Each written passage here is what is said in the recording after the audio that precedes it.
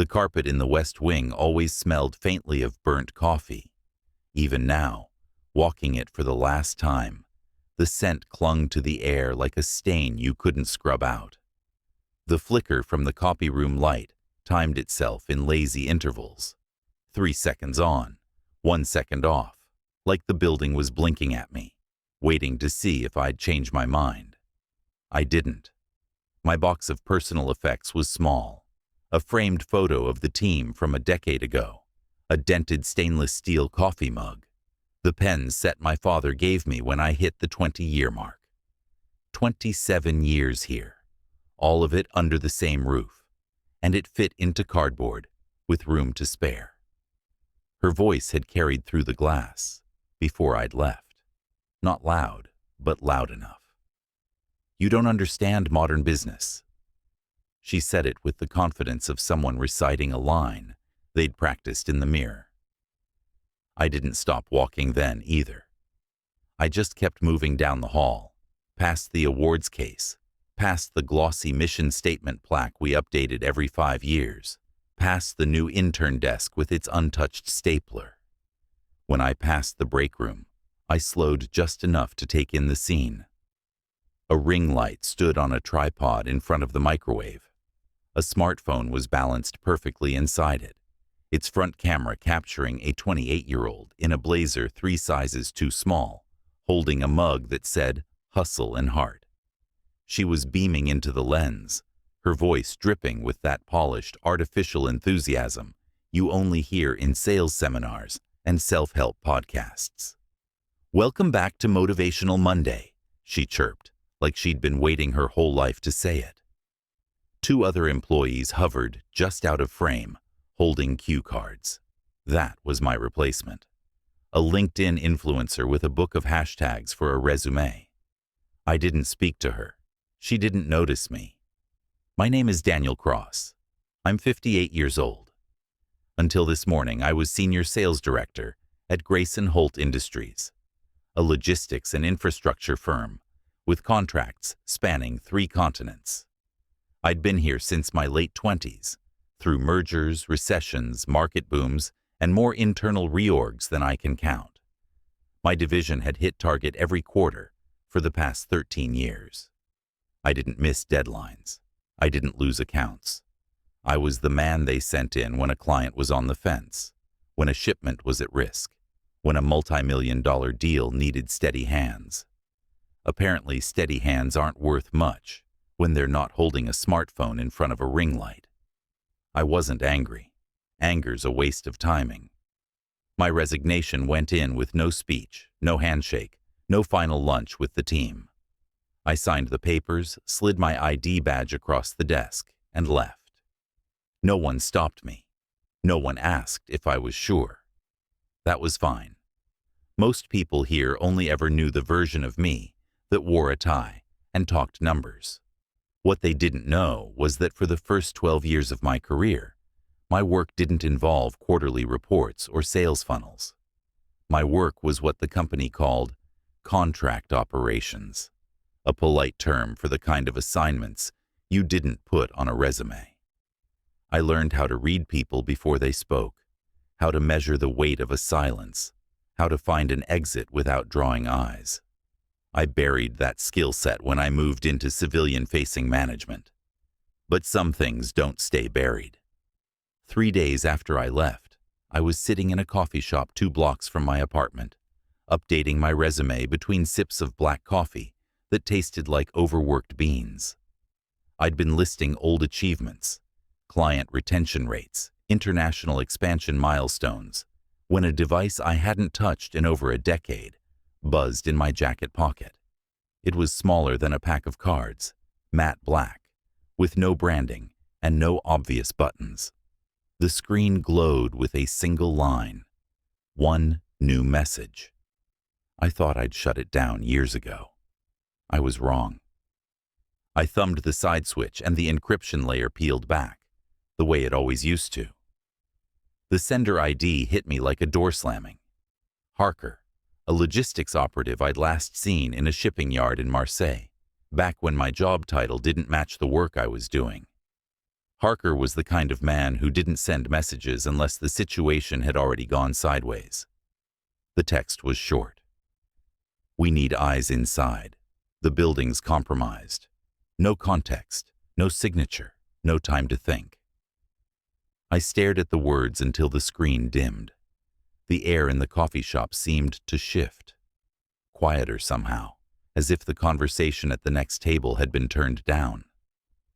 My laptop screen was still open, cursor blinking beside the words, "Proven track record in high-value client negotiations." I closed it slowly, the hinges creaking just enough to break the moment. I looked out the window at the street I'd walked 100 times. Cars passed in a slow rhythm. A bus hissed to a stop.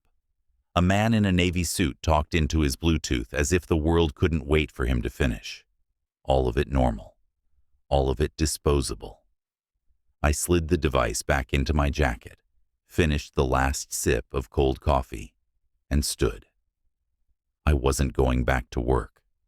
I was going back to war. I walked back into Grayson Holt 3 days after my resignation, with a cardboard box under one arm and my old badge dangling from my fingers. Technically, I was there to pick up personal items I'd forgotten.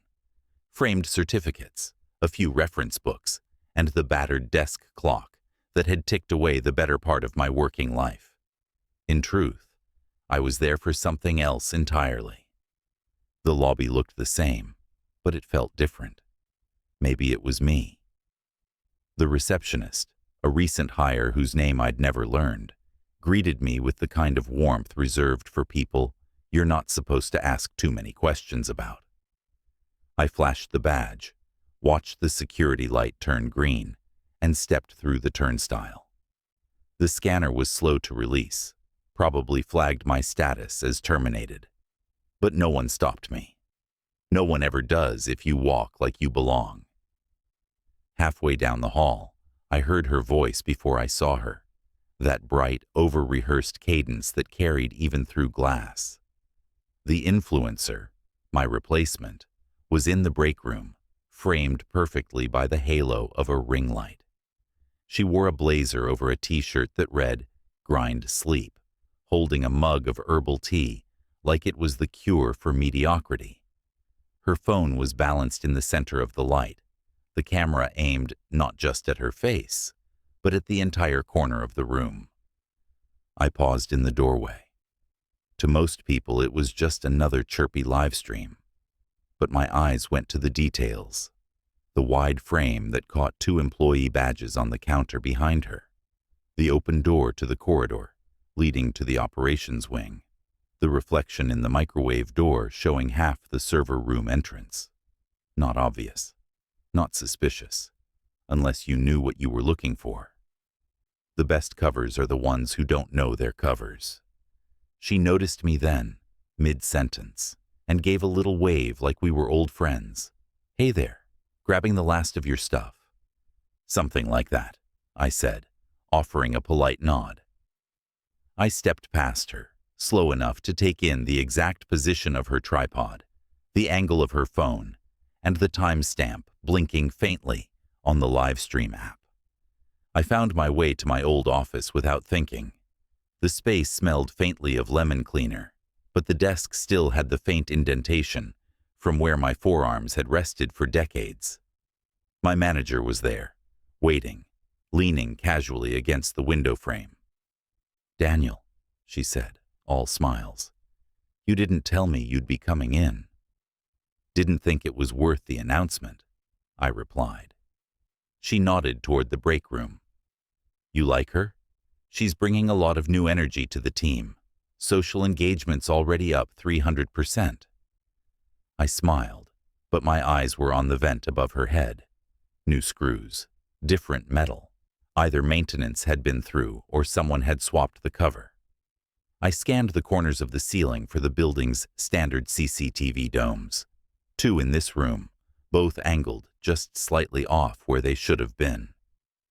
I filed it away. We made small talk for a few more minutes before she excused herself for a call. I let her go without comment. People reveal more when you're not pressing them. Walking back toward the elevators, I caught sight of a package on the mail cart with the influencer's name on it. No return address. The shipping label used a font you didn't get from the post office. Private courier, unlogged. I stopped at the water cooler, pretended to fill a cup, and noted two more just like it tucked behind the cart. It brought back memories I'd tried to keep buried.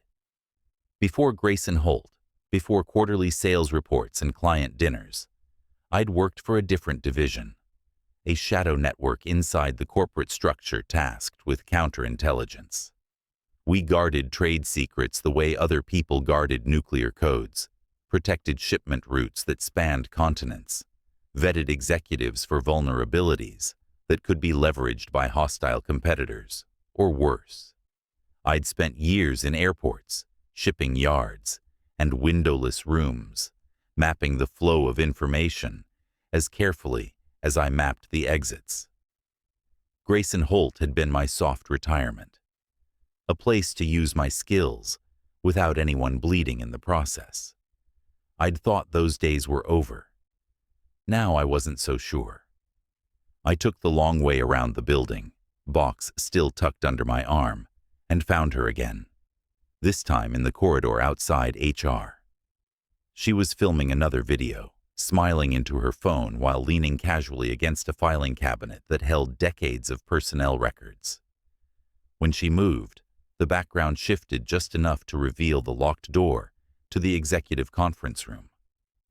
I'd seen enough to know she didn't choose her spots at random. An hour later, I spotted her a third time, this one by the glass doors leading to the server room. She wasn't filming, but she was checking her phone, angling herself so the security camera overhead had a perfect view of her face. She smiled faintly at the lens, then walked away. I was headed toward the exit when I heard it. Not loud, not intended for me, but clear enough in the quiet of the hallway. She was in the alcove by the copy room, phone pressed to her ear, voice low and deliberate. Everything's on schedule for Friday. I kept walking, my pace even, but inside, every instinct I'd spent years suppressing snapped awake. The night I went back to work, I didn't go to the office. I went to the garage. The air was sharp with cold concrete and motor oil, the kind of clean that comes from never letting anyone else set foot in your space. I unlocked the cabinet behind the pegboard, the one I'd bolted into studs years ago and painted to match the wall. The key was taped under the third shelf, habit from another life. When I turned it, the tumblers made a precise little sigh. Inside sat the things I promised myself I wouldn't need again. A roll of micro cameras the size of shirt buttons, 2 signal scramblers in dull matte casings, an encrypted comms brick with a battery that could outlast a siege, and a nest of fiber cabling carefully coiled, like snakes asleep. I had told myself I was keeping this for sentimental reasons. Sentiment doesn't have serial numbers filed off. I cleared the workbench and built the room I knew I'd need. Nothing dramatic, nothing out of a movie, just competence, stacked in quiet layers. I ran an old laptop on a clean boot, no ties to my name or history, hardline only. A second screen propped on a tool chest took feeds and recorded redundantly to a RAID array that looked like a stack of lunchboxes. I set a low-watt task lamp to a color temperature that wouldn't fatigue my eyes and taped blackout cloth over the side window, leaving a slit just wide enough to see the street. When I clicked the scrambler on, the radio noise bent around me. The garage hummed, then settled. The room became a perimeter. At dawn, I was at Grayson Holt with my cardboard box again, and a look that said I'd lost a few more pens. The security guard recognized me and didn't care. People don't look closely at the recently unemployed. They look over them, around them, past them, anywhere but at the risk that the same could happen to them. I moved through the lobby with the guiltless pace of someone who's already been erased from payroll. The first camera went in the vent above the operations corridor, a ceramic-backed dot pressed into the lip of the register where dust would hide it. Another nested in the break room's light fixture, the one with the cheap frosted bowl that always rattled when the microwave door slammed. I picked my angles the way you pick words during a negotiation. No waste, no flourish. The mic capsules were adhesive-backed, ceramic, just sticky enough to cling inside the aluminum throat of an HVAC branch without shifting when the fans kicked. I slid one under the lip of the executive conference table, where shoes would never scuff and curious hands never reached. In my old office, I tucked a dead drop behind the floor molding, a slim cable router designed to piggyback on the building's hum and send it quietly home. No one stopped me. A junior analyst passed me and nodded like I was a ghost he'd heard about in orientation. My manager waved down the hall with her phone glued to her ear. The influencer breezed by, trailed by two assistants, a lighting case, and the plastic clatter of a ring light frame. I kept going. It's easy to work when everyone assumes you're irrelevant. Irrelevant men are invisible. Invisible men get things done. Back in the garage, the feeds came alive in a grid. Muted blues, washed-out greens, the occasional flare when sunlight hit glass just wrong. For the first hour, all I caught was normal life in miniature. The clink of mugs, the rhythm of keys, the break room sink choking on lettuce someone had tried to dispose of without a strainer. Then the voice I was waiting for rolled in, bright and unthreatening, wrapped in a smile you could hear. "Okay, team, quick content tip. Authenticity over polish," she said to her camera. "If you're fumbling, your audience is leaning in." She laughed, soft and practiced. The laugh cut off 2 seconds too clean. Her phone pinged. She pivoted a fraction, put her back to the ring light, and lowered her voice. "Window shifts to 2230. South stairwell. Copy." Her hand hovered near the microwave door, knuckles grazing stainless, as if she were petting a dog no one else could see. I tagged the time and dropped a marker on the audio timeline. Across the day, I stitched together a patchwork quilt of almost nothings. A casual glance toward the server room between takes.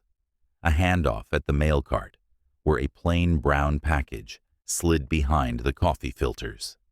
In HR, her live segment on leadership vulnerability framed the locked personnel cabinets in a tasteful blur, but the reflective surface on a nearby photo gave me just enough to confirm the key cylinder had been replaced and rekeyed. She didn't pretend to know. The camera accidentally told me.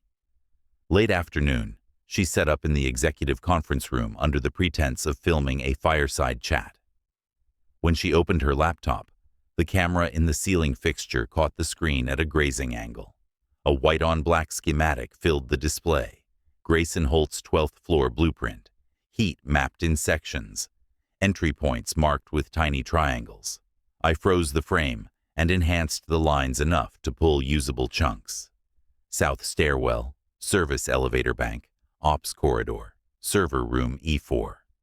Someone had done their homework. Someone had given it to her. Call logs rolled in with the soft patience of a fax. She used a clean number for the public and a rotation of burners for the rest. One set fell into a pattern I recognized from a lifetime ago. Odd call lengths, specific handoff timing, tower hops staged along an arterial road that avoided municipal cameras. I ran them through an old index I shouldn't still have and watched the metaphor bleed into a map. The numbers traced to a foreign corporate collection outfit I'd seen skirting the edges of legitimacy in Barcelona and Busan. They didn't steal wallets. They stole futures. I scrolled the building calendar, cross-referenced maintenance orders, and found the hinge. Friday. Our quarterly data backup transfer. The one night the server farm wasn't quietly mirrored, but fully consolidated, lifted, verified, and pushed to off-site storage. A window where the system hummed in a way it didn't the rest of the month, where hands were already expected, near places usually left alone. You could walk a truck through that window if you timed it right. You could walk the company's next 5 years straight out the door. The feeds kept flowing, laughter over coffee, a staged pep talk about resilience, small talk turned into captions. Underneath it, the coordinates of a robbery dressed as a rebrand. I traced lines on a legal pad until the page looked like an airport radar. I wrote the word Friday and boxed it twice. She thought this was a heist.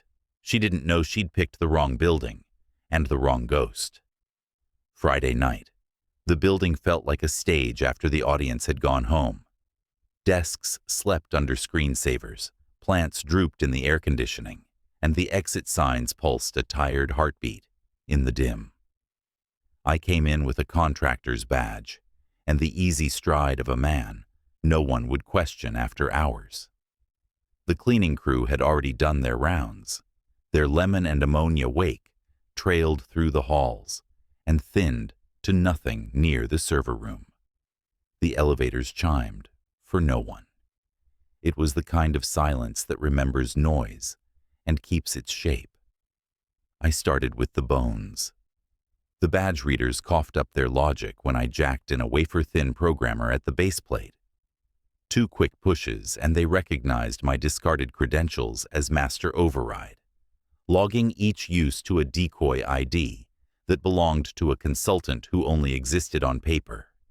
Inside the server suite, I seeded 3 silent alarms on separate circuits. No siren, no lights, just a whisper to my comms. When a door opened, when a panel lifted, when air warmed by human bodies, crossed a sensor that usually only met machines.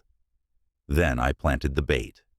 Decoy drives labeled with believable serials, cloned with noise and a handful of harmless internal memos dressed up like gold. The real data sat 1 rack over in a cage that only looked unlocked. I'd rewired the latch to snap shut on an EM pulse if it felt fingers that weren't wearing my glove. I made a final walk of the floor.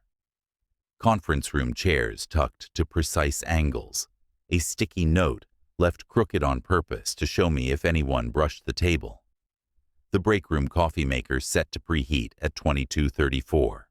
A breaker panel loosened 1 screw short of catastrophic and ready to fall to my hand like a tame animal.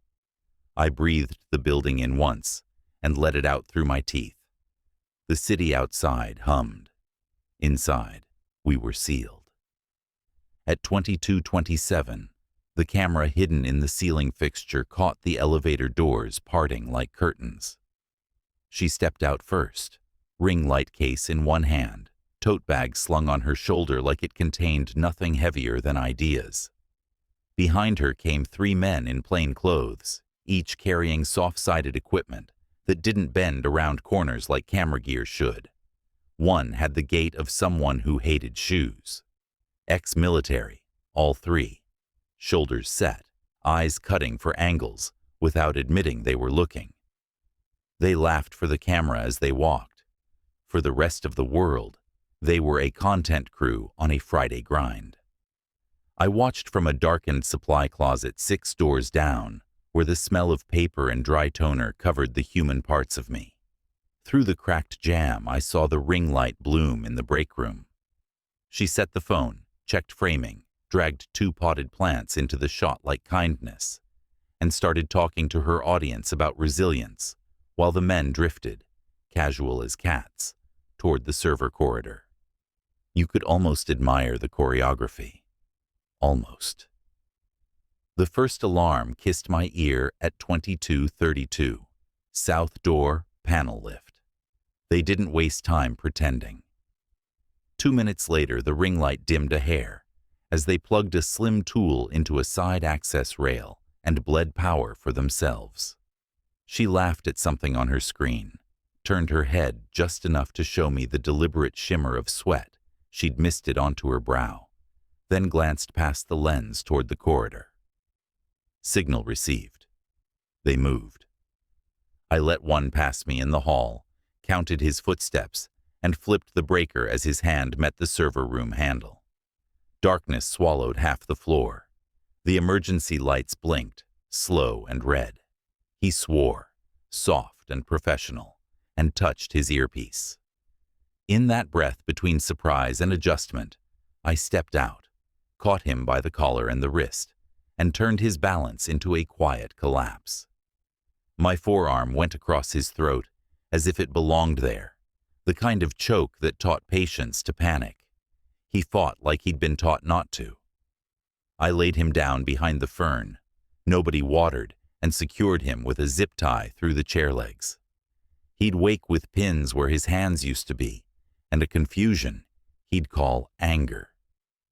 The others didn't break stride. Sloppy in the way competence gets, when no one's pushed it in a while. The second man shouldered through the server door as the lights returned, slipped a drive caddy into place with the intimacy of habit, and started the extraction. The coffee maker in the break room began to hiss on schedule, building a head of steam that sounded exactly like a small catastrophe. When it screamed, I crossed the space in the noise, deflected a punch with my forearm, rode his momentum into the cabinet edge, and used the cabinet's weight to absorb the sound of his skull meeting reality. The coffee geyser hid the thud. The influencer kept talking into the camera without looking at the mess behind her. Maybe she considered it authenticity. I stepped into the server room on his heels. The third man was bending to pull the first decoy when he realized the screws were too new. He looked up and saw me, and in the reflection of the rack, I saw the moment he recognized that our roles were all wrong. He feinted for the knife he wasn't sure he'd need, but his eyes darted to the door like a man checking weather.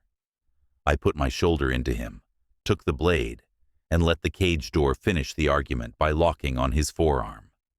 He yelped, a small, clean sound, and I pressed 2 fingers to the nerve above his elbow until he forgot how to hold anything.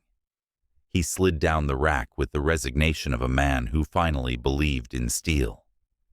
I left them breathing. Murder is loud, even when it's quiet.